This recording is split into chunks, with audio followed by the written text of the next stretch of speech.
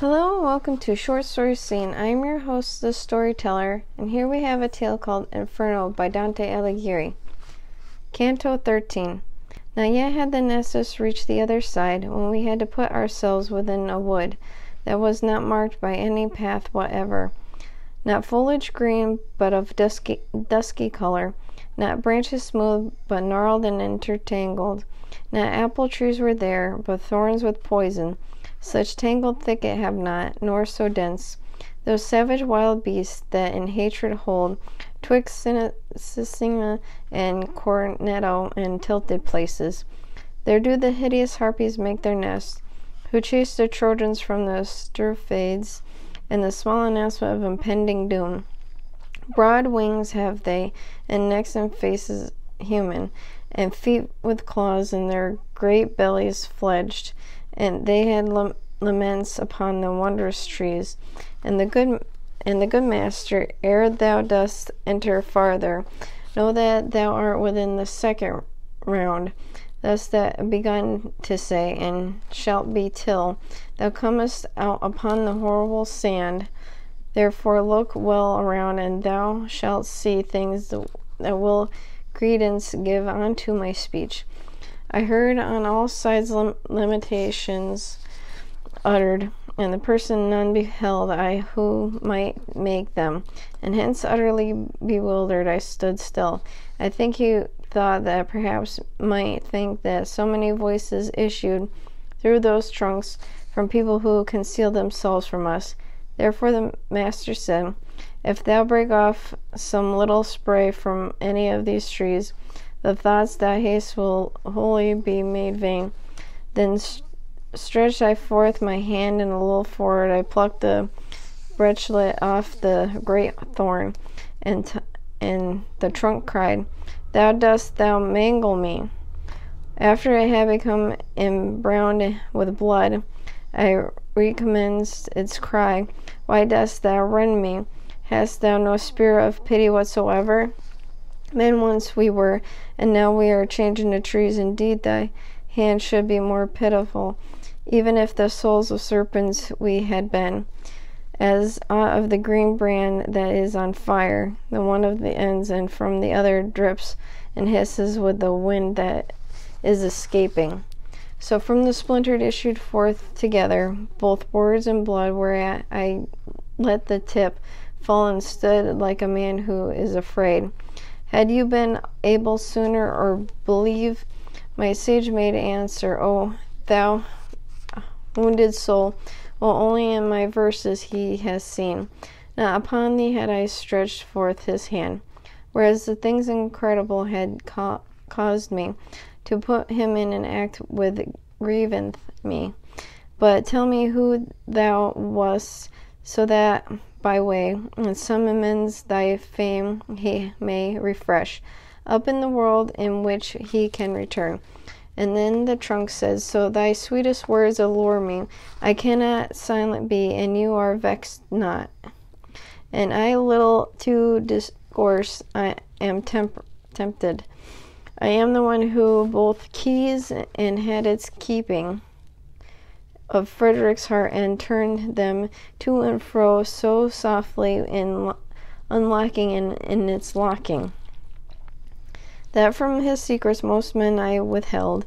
Validity I bore, and glorious office so great I lost thereby my sleep and pulses. The courtesan was never from the dwelling of Caesar turned aside from the strumpet's eyes. Death universal in the vices of the courts inflamed against me all the other minds that they inflamed, did so inflame Augustus, that my glad honors turned in dismal mournings, my spirit in disdainful exhilaration, thinking by dying to escaping disdain, made me unjust against myself and just. I, by the roots unwounded of this wood, do swear to you that never broke I faith unto my Lord, who was so worthy of honor, and to the world, if one of you return, let him my memory comfort, which is lying still prostrate from the blow that envy dealt it. Awaited a while, and then Since he is silent, the poet said to me, lose not the time, but speak and question him, if more may please thee. Whence I to him, do thou again inquiry concerning what thou thinkest will satisfy me, for I cannot, such pity is in my heart. Therefore he recommended, so many the men do for thee freely in thy speeches implores, spirit incarcerate again be pleased. Tell us in that what way the soul is bound within these knots, and tell us, if thou canst, if you from such members is freed. Then blow the trunk of man, and afterward the wind was in such a voice converted with brevity shall be replied to you. When the exasperated soul abandons the body whence it rent itself away, Minos consigns it to the seventh abyss. It falls into the forest, and no part is chosen for it. But where fortune hurls it, there, like the grain of spent of germinates, it springs a sapling in a forest tree. The harpies feeding them upon its leaves do pain create, and for the pain an outlet. Like others of the spoils shall we return, but not that any one may themselves revest. For 'tis not just to have what one casts off. Here we shall drag them, and along the dismal forest our bodies shall suspend be, each to the thorn of his molested shade. We were attentive still unto the trunk, thinking that more it yet might wish to tell us, when by a tumult we were overtaken. In the same way he is who perceives the boar that chases approaching to his stand. He hears the chasing of the beasts in the branches, and to behold upon our left side, naked and scratched, fleeing so furiously that of the forest every fan they broke. He who has in advance, now help, death help, that one, the other one, who seemed to lag too much, was shouting, Wano, we're not so alert. Those legs of thine and jousting of the topo.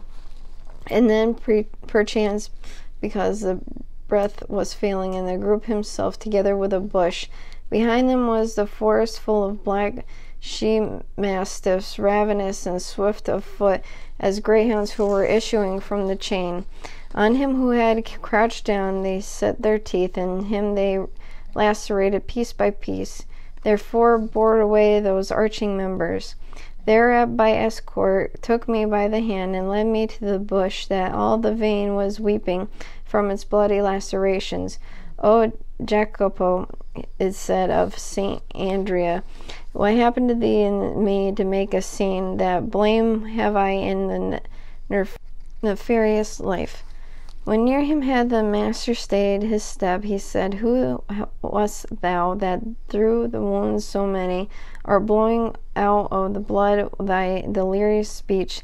And he said on us, O soul that hither's come to look upon the shameful massacre that has to rent away from me my leaves, gathering them up beneath the dismal bush, I of the city was which to the Baptist changed from his patron, wherefore he for this forever with his soul will make it sad, and where it's not that on the pass of Arno was a glimpse of him are remaining still. Those citizens who afterwards rebuilt it upon the ashes left of Attila, in vain that caused the laborer to be done. I have my own house, I may myself give it. That concludes Inferno, Canto 13 by Dante Alighieri.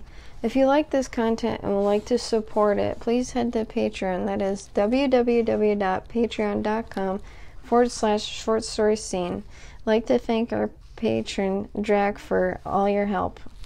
And thank you for listening, and see you next episode. Bye!